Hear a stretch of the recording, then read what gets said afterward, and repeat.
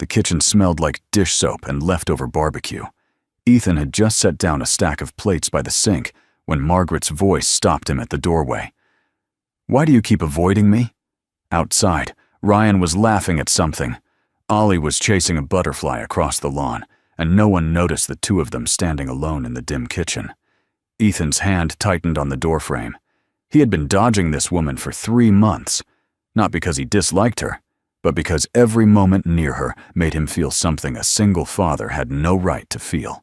3 months earlier, the afternoon light slanted through the blinds of Ethan's small rental house as he hunched over his laptop, eyes burning from staring at design mock-ups for the past 6 hours. His client wanted revisions by midnight, and the logo still looked wrong no matter how many times he adjusted the kerning. On the floor behind him, Ollie was building a tower out of wooden blocks, knocking it down, and building it again. The crash and rebuild cycle had been going on for nearly an hour, and Ethan had learned to tune it out the way parents learn to tune out anything that isn't crying or silence. His phone buzzed on the desk. Ryan's name lit up the screen. Ethan picked it up without looking away from the monitor. "Hey, you sound stressed," Ryan said before Ethan even spoke. That was the thing about having a best friend since college. They could hear your mood in the way you breathed. Ethan let out a dry laugh and admitted that stressed was an understatement. The client kept changing directions. Ollie had been up twice last night with bad dreams, and there was a pile of laundry on the couch that had been sitting there for 4 days. Ryan listened, then offered what he always offered. His mom could come over and watch Ollie for a few hours. She had been asking about the kid anyway. Ethan hesitated. He glanced over his shoulder at Ollie, who was now trying to balance a block on his head, giggling when it fell. The boy needed attention Ethan couldn't give right now. He told Ryan yes, and thanked him, and tried to ignore the strange tightness in his chest when he hung up. Margaret arrived 40 minutes later with a canvas bag over her shoulder and the smell of something homemade wafting from the containers inside. She was 54, with gray-streaked hair she never bothered to dye, and a calm steadiness that seemed to fill whatever room she walked into. Ethan opened the door, and she smiled at him. Not a bright, performative smile, but the kind that made you feel like she was genuinely glad to see you. She asked how he was holding up, and before he could answer, Ollie came barreling down the hallway shouting her name. "Grandma Maggie!" The boy launched himself at her legs, and she caught him with practiced ease, lifting him onto her hip like she had done it 1,000 times. Ethan watched from the doorway as she carried Ollie into the kitchen, already pulling out a container of homemade cookies and asking him about his block tower. Within minutes, the two of them were sitting at the table, flour dusting the surface as she showed him how to roll out cookie dough. Ollie's laughter echoed through the house in a way it hadn't in weeks. Ethan went back to his laptop. He finished the revisions in 2 hours, faster than he expected, but he didn't call Margaret to say he was done. Instead, he sat at his desk and listened to the sounds coming from the kitchen. Ollie's high-pitched chatter, Margaret's low, patient responses, the occasional clatter of a dropped spoon followed by shared laughter. It felt warm. It felt like something he hadn't realized the house was missing. When he finally emerged, Margaret was helping Ollie clean up the mess they had made. The boy's hands were sticky with dough, and there was a smear of flour on his cheek. Margaret noticed Ethan standing in the doorway and told him there was a plate of food in the fridge for him. She had made extra, she said, because she figured he hadn't eaten properly all day. Ethan tried to thank her, but the words felt inadequate. She waved him off with a gentle shake of her head, as if feeding him was the most natural thing in the world. After they finished cleaning, Ollie ran off to grab something from his room. He came back clutching a piece of paper, his face bright with excitement. He wanted to show Grandma Maggie something. Margaret knelt down to his level, and Ollie unfolded the paper with great ceremony. It was a crayon drawing, the kind 4-year-olds make, with stick figures and a lopsided sun. But Ethan recognized what it was supposed to be, a family portrait. There was a tall figure with brown scribbles for hair. That was Daddy. There was a smaller figure with yellow scribbles. That was Ollie. And there was a third figure, standing next to them, with gray hair and a wide smile. Margaret's breath caught. She looked at the drawing for a long moment, then pulled Ollie into a hug and told him it was beautiful. Ethan stood frozen in the doorway. The third figure wasn't Sarah. Sarah had always been drawn with long brown hair, back when Ollie still remembered what she looked like. This woman had gray hair. This woman was Margaret. Later that evening, after Ollie was in bed and Margaret was getting ready to leave, Ethan walked into the kitchen to thank her properly. She was at the sink, rinsing out one of the containers she had brought. The overhead light was off, and only the small lamp above the stove cast any illumination, creating a warm glow that softened the edges of everything. Margaret turned when she heard him enter, and in that moment, with the light behind her, her face half in shadow, Ethan felt something shift in his chest. The image came without warning. Sarah, standing in this same kitchen, turning to smile at him with the light behind her. The memory was so vivid, it knocked the breath out of him. But it wasn't Sarah standing there now. It was Margaret. And the feeling that surged through him wasn't grief. It was something else, something he had no right to feel. Ethan mumbled a thank you, his voice stiff and too formal, and practically fled the room. Margaret watched him go with a puzzled look, but she didn't push. She never pushed. She simply said good night, told him to get some rest, and let herself out the front door. That night, Ethan lay in bed, staring at the ceiling. He told himself it was nothing. He was tired, stressed, lonely. Of course, he was going to have strange reactions to anyone who showed him kindness. Margaret was his best friend's mother. She was nearly 20 years older than him. She had been nothing but generous and warm, and he was repaying that generosity by having thoughts that made him want to crawl out of his own skin. He thought about Sarah. They had been married for 6 years when the accident happened. Ethan had been driving. A truck ran a red light and slammed into the passenger side. He walked away with bruises. Sarah didn't walk away at all. For the first year after her death, Ethan had barely functioned. He went through the motions of parenting, of working, of existing, but everything felt like it was happening behind a thick pane of glass. Ryan had been the one to pull him back. Ryan, and by extension, Margaret. She had started coming over to help when Ollie was 2. Just occasional visits at first, then more frequently as Ethan's freelance work picked up and childcare became harder to manage. She never asked for anything in return. She never made him feel like a burden. And slowly, without Ethan noticing, she had become a fixture in their lives. Ollie adored her. Ethan depended on her. And now, apparently, Ethan was developing feelings for her that he couldn't explain and didn't want. The next day, he texted Ryan and said Margaret didn't need to come by anymore. He had figured out a new schedule. He could manage on his own. The weeks that followed were an exercise in controlled avoidance. Ethan stopped accepting invitations to family dinners at Ryan's house. He made excuses when Ryan suggested bringing Ollie over on weekends. He hired a neighbor's teenage daughter to babysit when he had deadlines, even though it cost money he didn't really have. Every time Ryan mentioned his mother, Ethan changed the subject. But Ollie didn't understand. The boy started asking questions. Where was Grandma Maggie? Why didn't they go see her anymore?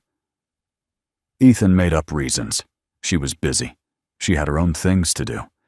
But the lies tasted sour in his mouth. Ollie grew irritable.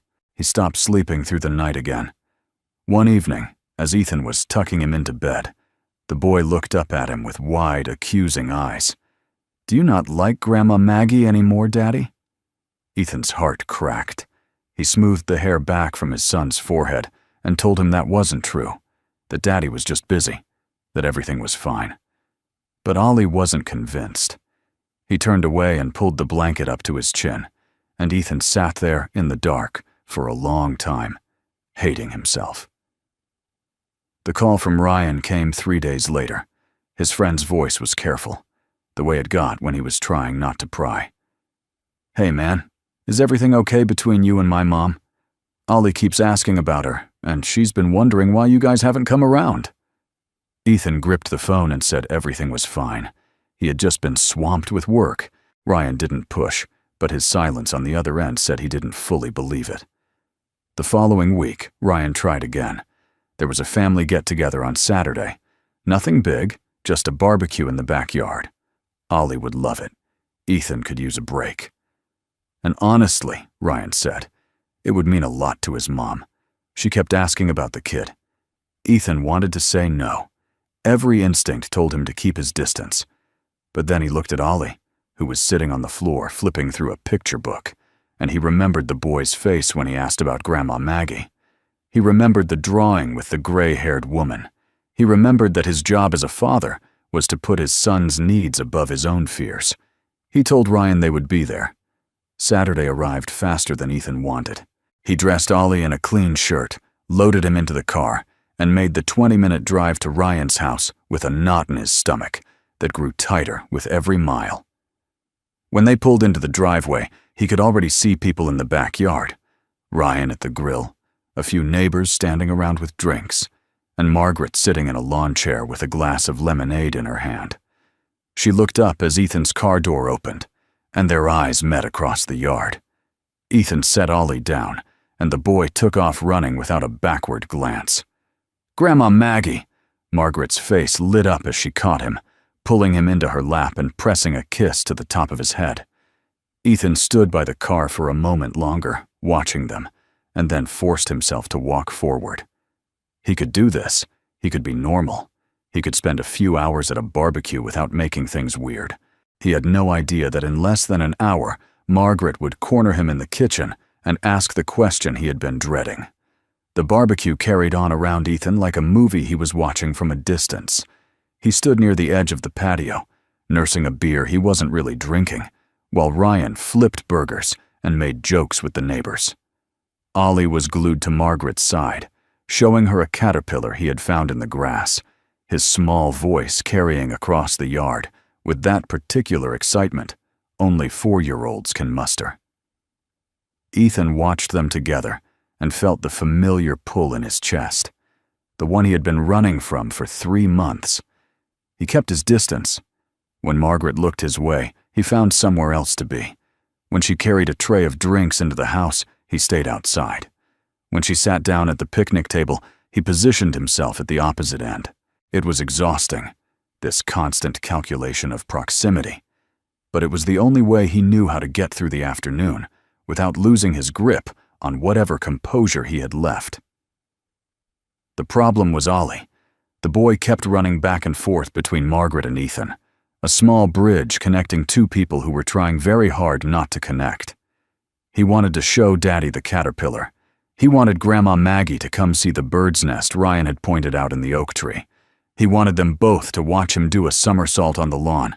Every request forced Ethan closer to her, and every moment closer made the knot in his stomach tighter. Midway through the afternoon, Margaret asked Ethan if he could help her carry some dishes into the kitchen. It was a simple request, the kind anyone would make at a family gathering, and there was no way to refuse without looking strange. Ethan set down his beer and followed her inside, his hands full of empty serving bowls. The kitchen was quieter than the backyard, the sounds of conversation and laughter muffled by the walls. Margaret set her stack of plates by the sink and turned to take the bowls from Ethan. Their fingers brushed during the handoff. She didn't pull away immediately, and neither did he. For a moment they just stood there, the bowls between them, the afternoon light slanting through the window above the sink. Then Ethan stepped back. He mumbled something about checking on Ollie and turned toward the door, but Margaret's voice stopped him. "Ethan." He froze with his hand on the doorframe. She wasn't angry. She wasn't demanding. But there was something in her tone that made it impossible to keep walking. "Can you look at me? Please." He turned slowly.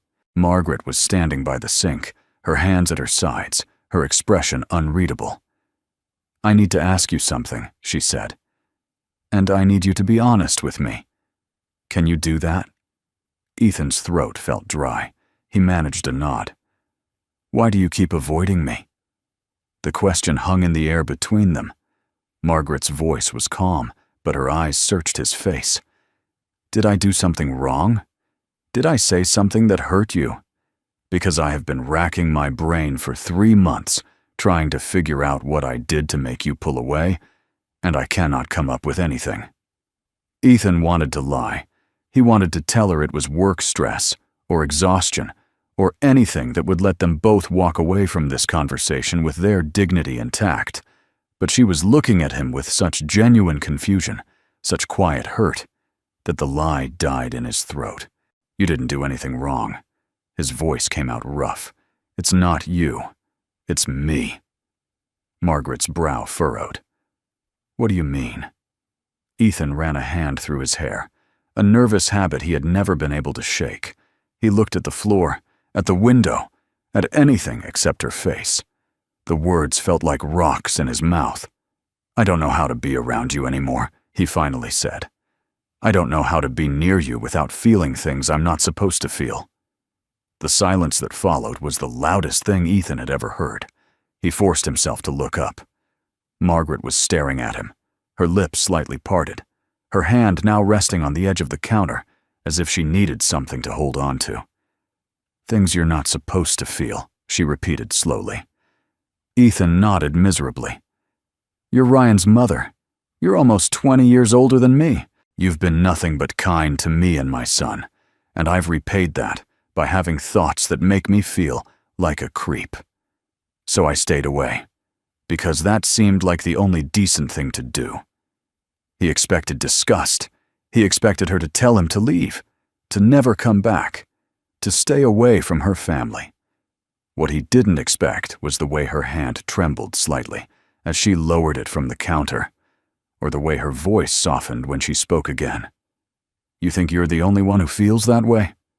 Ethan's head snapped up. Margaret was looking at him with an expression he couldn't name, something between fear and relief, like a person who had been holding a secret for too long and had finally been given permission to let it go.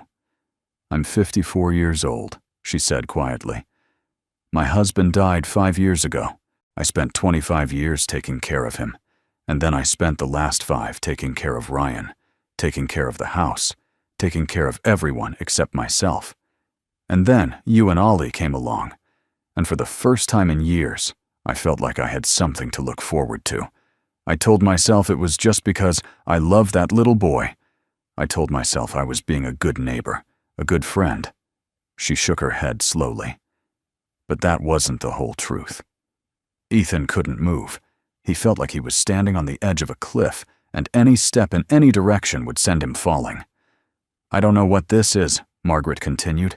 I don't know if it's loneliness or grief or something real. But I do know that watching you avoid me for 3 months has been harder than it should be. And I think we owe it to ourselves to at least be honest about what's happening. They stood there in the kitchen, the sounds of the barbecue drifting in through the open window, and Ethan realized that everything had changed. There was no going back to the way things were before. The line had been crossed, the words had been spoken, and now they had to figure out what to do with all of it. This is complicated, Ethan said finally. I'm a single father. Everything I do affects Ollie.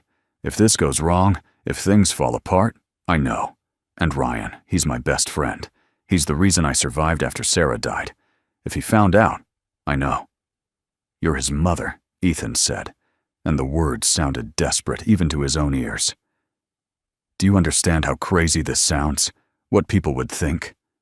Margaret nodded slowly. I've thought about all of that. I've thought about nothing else for months. I've asked myself if I'm being selfish, if I'm taking advantage of you, if I have any right at 54 to want something for myself. She met his eyes.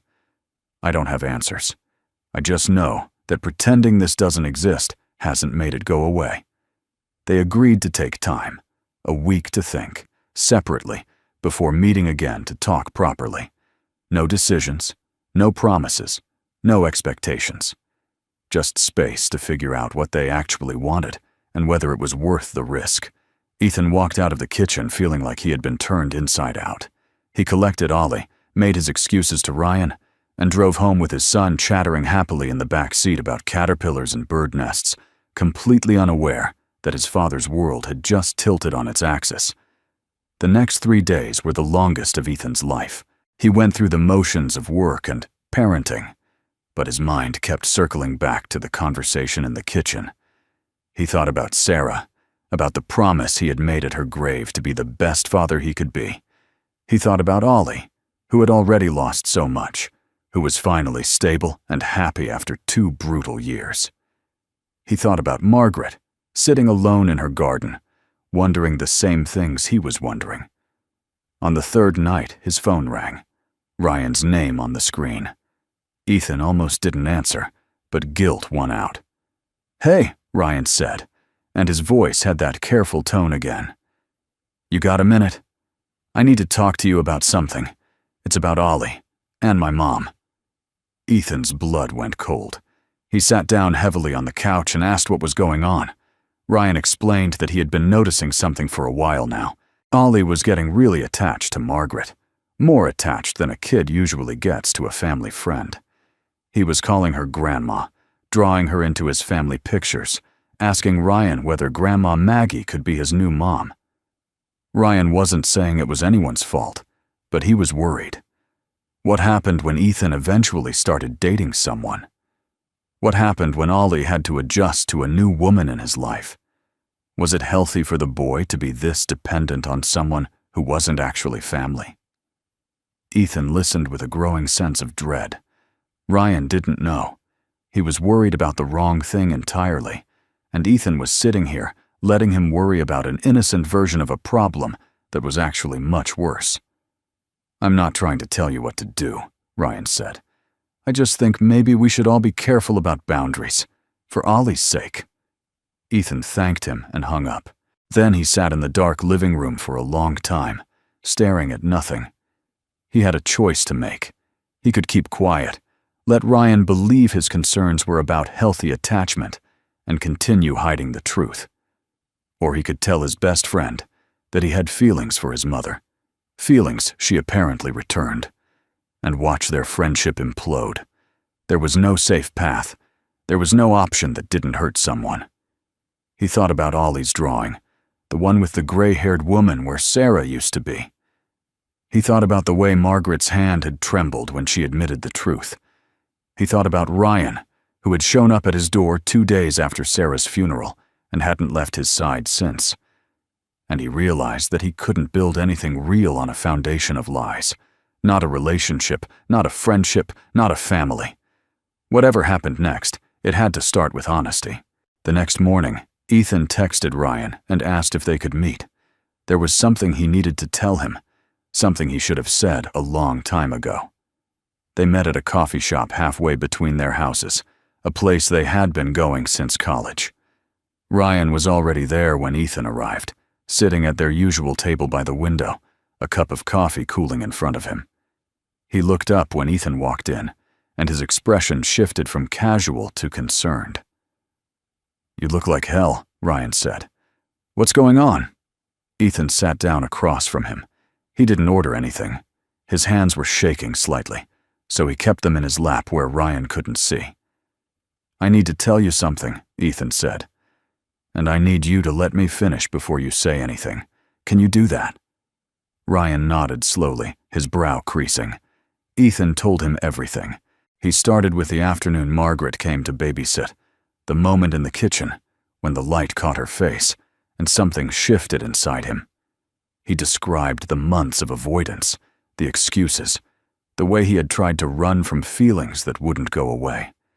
He told Ryan about the conversation at the barbecue, about Margaret's admission, about the agreement to take time to think. By the time he finished, Ryan's face had gone through several stages: confusion, disbelief, something that looked like nausea, and settled into a blank mask that Ethan couldn't read at all. The silence stretched between them. Ethan waited. Then Ryan pushed back his chair and stood up. His voice, when it came, was flat. "You're telling me you have feelings for my mother." "Yes, my mother, who changed your son's diapers, who cooked you dinner, who I asked to help you because I thought you needed family." Ryan. No. Ryan held up a hand, and Ethan saw that it was shaking. I trusted you. I brought you into my home. I treated you like a brother. And this is what you do? I didn't plan this. Neither did she. That's supposed to make it better? Ryan's voice cracked. That my best friend and my mother just accidentally fell for each other behind my back? Ethan didn't have an answer. Ryan stared at him for a long moment, something breaking behind his eyes. And then he turned and walked out of the coffee shop without looking back. Ethan sat at the table for another hour, his coffee untouched, watching the door Ryan had disappeared through. The week that followed was silence. Ryan didn't call. He didn't text. When Ethan tried reaching out, his messages went unanswered. Ollie asked about Grandma Maggie, and Ethan gave him the same hollow excuse. She was busy. They would see her soon. The boy accepted it with the trusting faith of a 4-year-old, and Ethan felt like the worst person alive. He didn't contact Margaret either. He didn't know what to say to her, didn't know if there was anything left to say. Every night he lay awake, replaying the conversation with Ryan, wondering if he had made the right choice or destroyed everything that mattered. Then, on the 7th day, his phone rang, Ryan's name on the screen.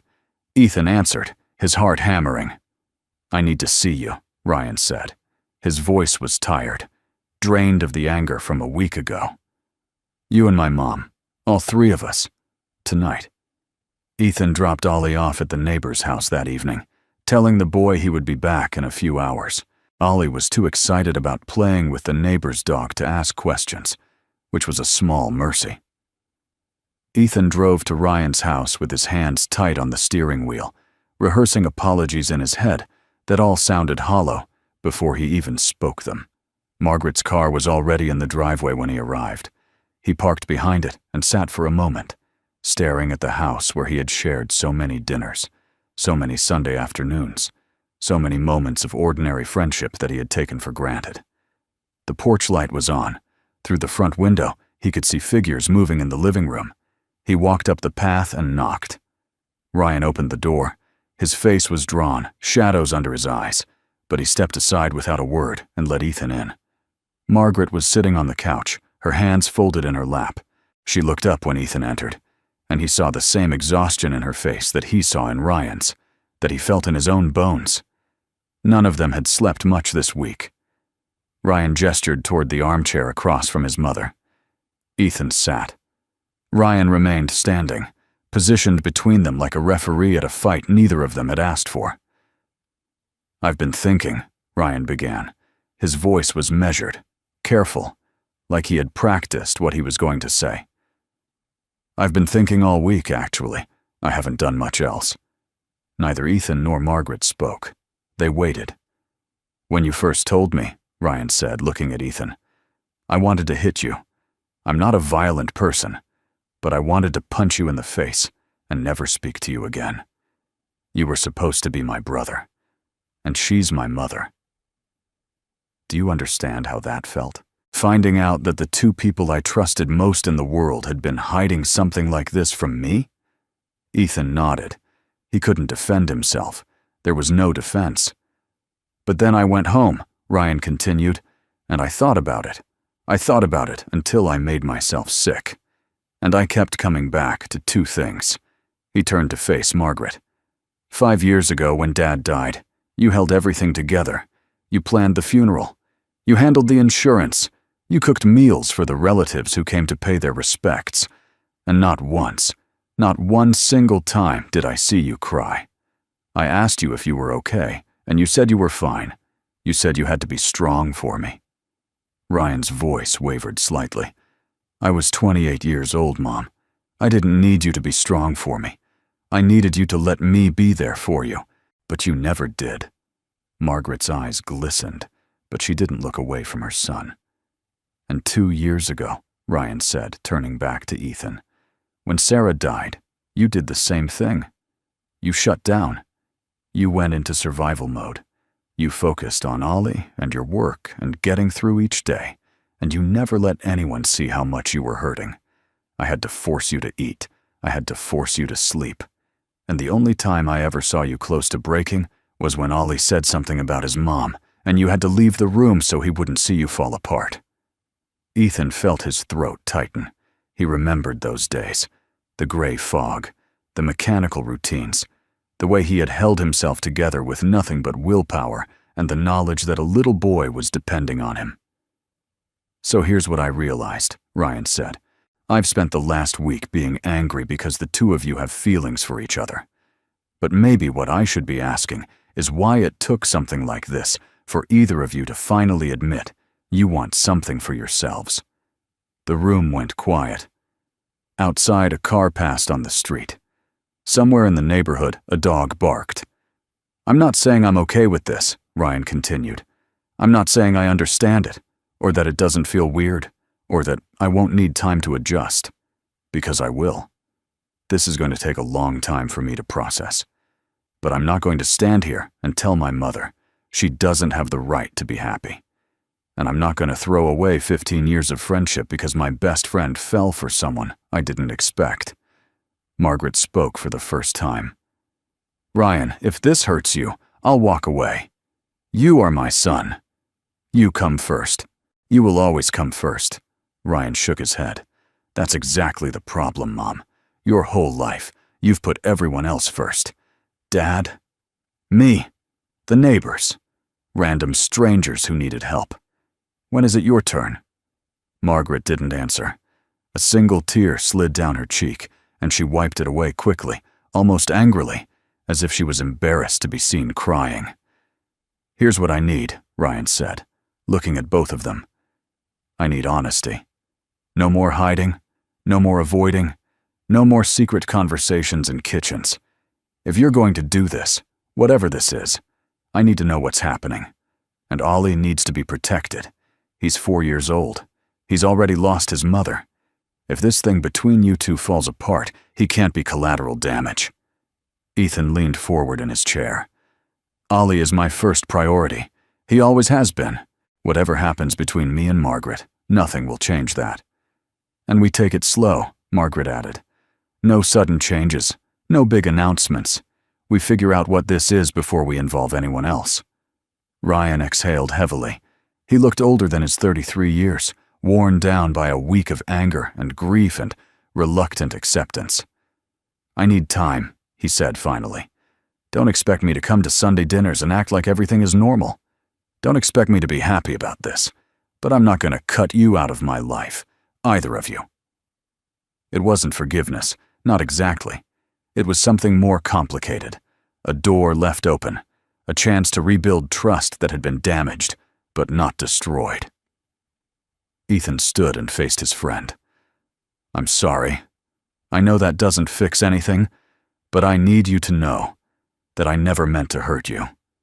You saved my life after Sarah died. I will never forget that." Ryan met his eyes. For a long moment, neither of them spoke. Then Ryan nodded, just once, and some of the tension in the room eased. 6 months later, the world looked different. Ethan stood at the edge of a park, watching Ollie chase pigeons across the grass. The boy was laughing, his jacket flapping behind him, completely absorbed in the joy of running for no reason at all. Behind Ethan, Margaret sat on a bench, a cup of coffee warming her hands. They had taken it slow, just like they promised. There had been no dramatic declarations, no public displays, just quiet dinners after Ollie went to bed, walks in the park on Saturday mornings, conversations that stretched late into the night, about grief and loneliness, and the strange guilt of wanting to be happy again. Margaret understood that guilt better than anyone. She had spent 5 years wondering if it was disrespectful to her husband's memory to even think about moving on. Ethan had spent 2 years believing that loving someone new would mean betraying Sarah. Together, they had learned that grief didn't work that way, that the heart had room for more than one person, that the dead didn't want the living to stop living. Ryan came around more often now. He still wasn't entirely comfortable, and there were moments when Ethan caught him looking at the two of them with an expression that was hard to read. But he showed up. He played with Ollie. He ate dinner at the table and made jokes that were only slightly forced. He was trying, and that was enough. Ollie still called Margaret Grandma Maggie. They hadn't changed that, hadn't tried to redefine it. The boy was too young to understand the complexities of adult relationships, and he didn't need to. All he knew was that the people he loved were still there, still showing up, still making his world feel safe.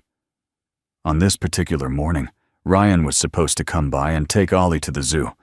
It was something they had started doing once a month. Uncle and nephew time, Ryan called it. And Ollie looked forward to it all week. Ethan heard a car door slam and turned to see Ryan walking toward them across the parking lot. Ollie spotted him at the same moment and took off running. Uncle Ryan! Uncle Ryan! Are we going to see the elephants?" Ryan caught the boy and swung him up onto his shoulders. "Elephants, giraffes, and maybe even the penguins if you're good." He carried Ollie over to where Ethan and Margaret were standing. For a moment, the four of them stood together. A strange little family, assembled from grief and accident, and the stubborn refusal to give up on each other. Ryan set Ollie down and nodded at Ethan. "I'll have him back by dinner." "Take your time," Ethan said. "He's been talking about this trip all week." Ryan glanced at his mother.